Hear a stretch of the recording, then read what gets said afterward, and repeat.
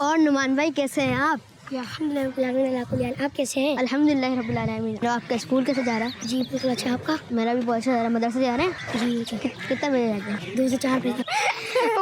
उसे आमिर को क्या डरा है? यहाँ पे भी बैटिंग के लिए रोज आते हैं। खेलने ही नहीं आता, उसको बैटिंग ही नहीं देनी चाहिए। उससे मैंने बैटिंग ले ली थी। पेपर की कुछ डेट पता चली आपको? नहीं कुछ नहीं पता। चला है पार्क में चल। आप कौन से स्कूल में पढ़ते हैं? जी मैं दारुल मदीना में पढ़ा।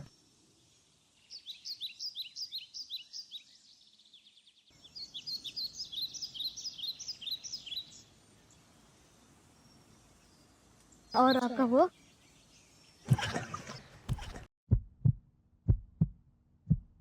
ओए भाई माजरत।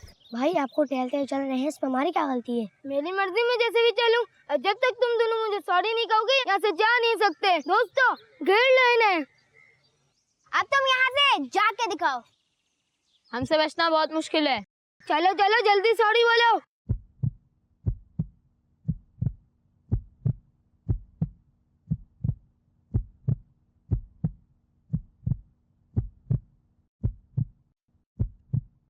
अच्छा ठीक है भाई सॉरी। हाँ अच्छा है तुम लोग ने मुझे सॉरी कह दिया, वरना यहाँ से जा नहीं सकते थे। चलो दोस्तों।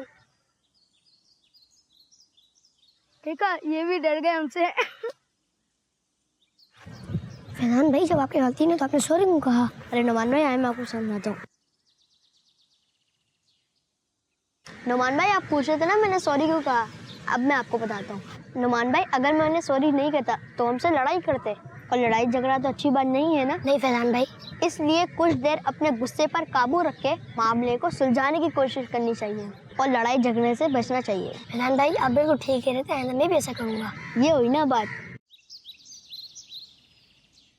नबी पाक सल्लल्लाहु अलैहि वसल्लम ने इरशाद फरमाया, जो हक पर होने के बावजूद झगड़ा नहीं करता, मैं उसके लिए जन्नत के अंदरूनी किनारे में एक घर का ज़ामिन हूँ।